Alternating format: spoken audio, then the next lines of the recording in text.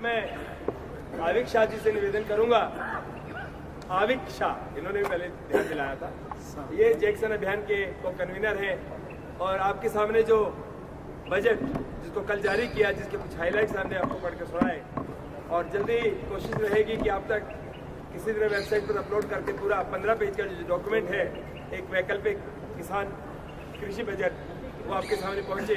उसको तैयार करने का, उस पर एक बहुत बड़ी मेहनत जिन्होंने की, वो आविक शाह ने की है। मैं उनसे निवेदन करूंगा कि वो आए और आज की किसान संसद में आखिर जो प्रस्ताव है वो रखें।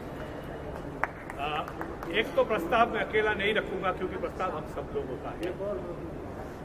योगेश जी को मैं एक बार अनुरोध करूंगा, एक बार आए। किरण मिश्रा भाई इस पर बहुत काम किए हैं, वो प्रस्ताव वही रखने वाले हैं। यदि हम चाहते हैं कि देश किसान का प्रस्ताव सुने, उसका बजट पर ध्यान दे, तो ये आप सब मानते हैं ना, योगेश जी बोलने से लोग ज्यादा सुनेंगे, मानते हैं? तो मैं अनुरोध करूंगा सर, आप प्रस्ताव लाइए। आपका प्रस्ताव।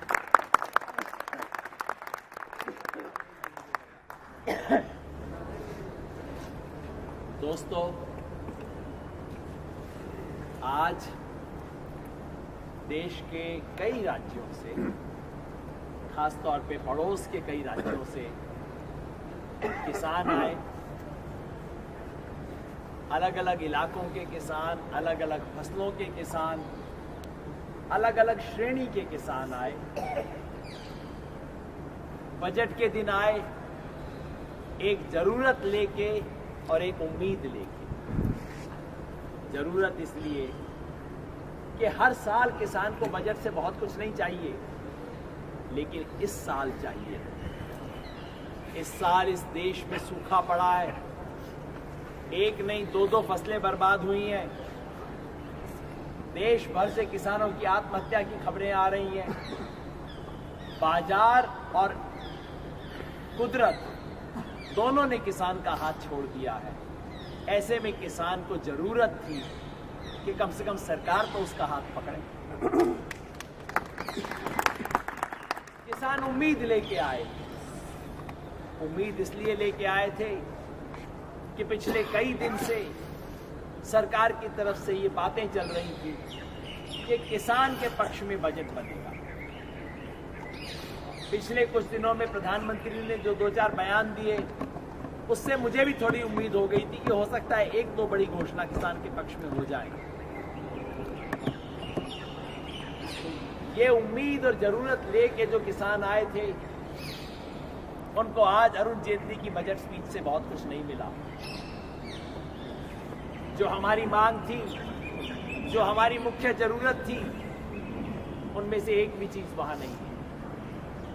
प्रधानमंत्री ने अच्छी बात कही, अरुण जेटली जी ने भी दोहराई है, 5 साल में किसान की आमदनी दुगना कर देंगे। चलो, दुगने से बहुत बढ़ नहीं जाएगी। वैसे इस देश के औसत किसान की आमदनी भारत सरकार के हिसाब से 3,000 रुपये महीना है। 3 की 6,000 रुपये हो जाए, चलो, पर किसान को फर्क पड़ेगा।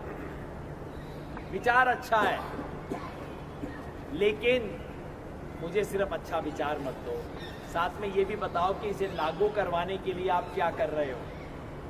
5 साल में दुगना कर दोगे, बहुत अच्छा है। इस साल 15% बढ़ा दो ना, उससे ज्यादा फायदा हो। अफसोस कि आज के बजट में हमें सुंदर शब्द मिला, लेकिन उसे लागू करने की कोई योजना नहीं मिली, उसके पीछे कोई सरकारी पैसा नहीं मिला। हमारे दोस्त किरण मिश्रा ने पूरा खुलासा कर दिया है।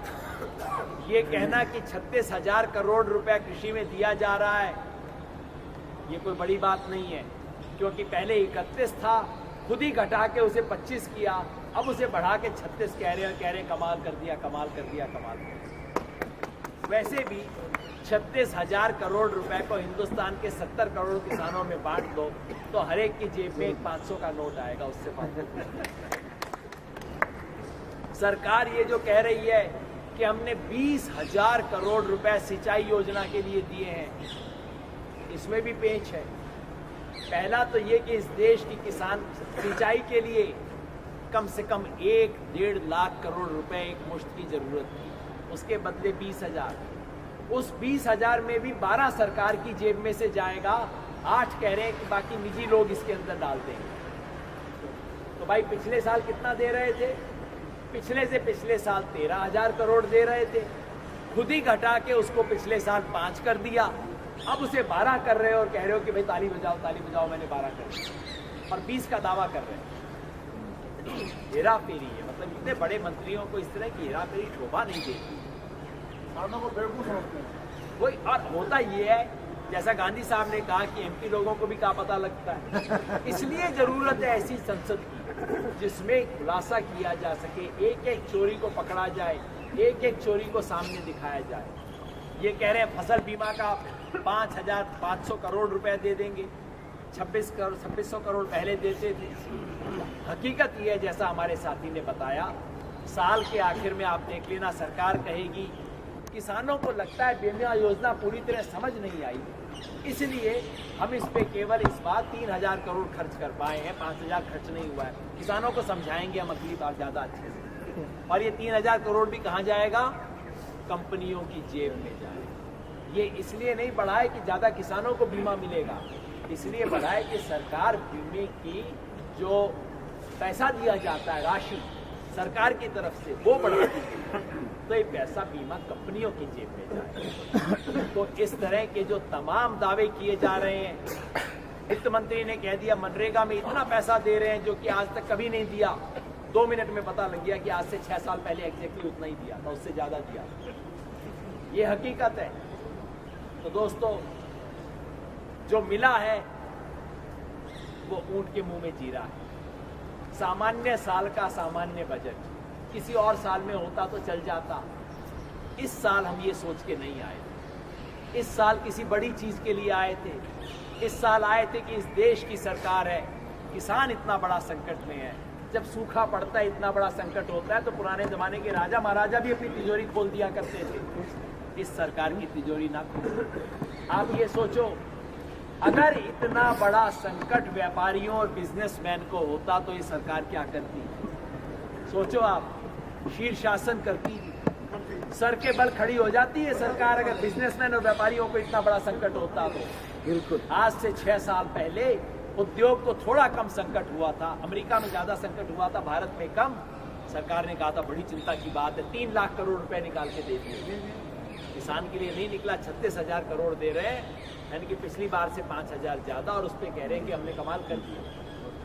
तो दोस्तों, जो दिया है वो नहीं है जो किसान को चाहिए था। और जो किसान को चाहिए था, जिसका जिक्र आपने अपने प्रस्ताव में किया है, आपने अपने बजट में किया है, उनमें से एक भी चीज नहीं मिली। किसान को क्या चाहिए था? फार्म इनकम कमीशन, किसान की आमदनी सुनिश्चित करने का आयोग, नहीं मिला। ऐसी कोई व्यवस्था जिससे कि लागत से 50% मुनाफा हो, नहीं हुआ। एक मुश्त पैकेज और राहत नहीं मिली। सिंचाई के लिए 1 लाख करोड़ रुपया, उससे ज्यादा नहीं हुआ। जो बटाईदारी की खेती करते हैं, ठेके की खेती करते हैं, उनके लिए कोई विशेष प्रोटेक्शन की व्यवस्था ताकि मुआवजा उनको भी मिल सके, नहीं मिला।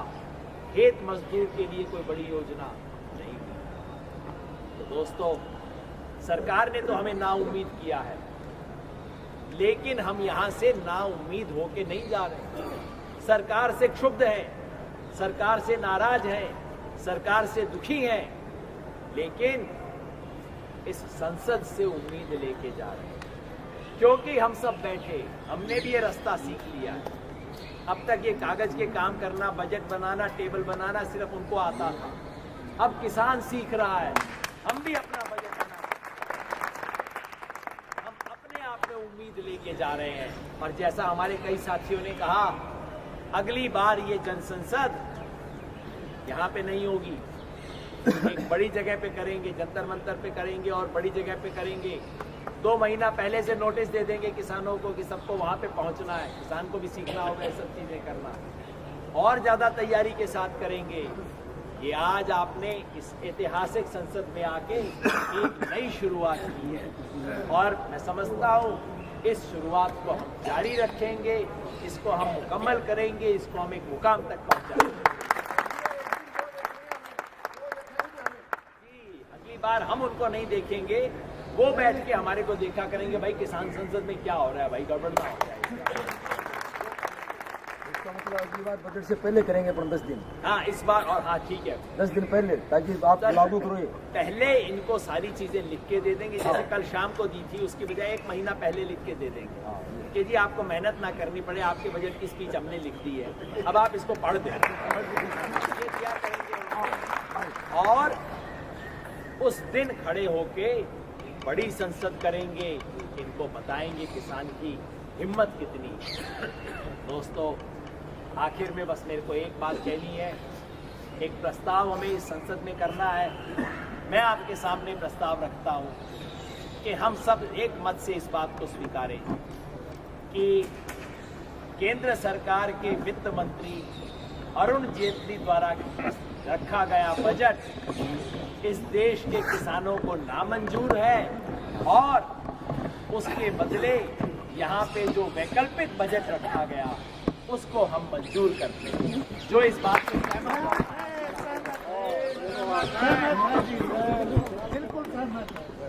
बहुत बढ़िया। फर्ज बनता है हमारा पूछना कि अगर कोई इसके साथ नहीं है तो वो भी अपना हाथ करके अपनी असहमति जता सकता है।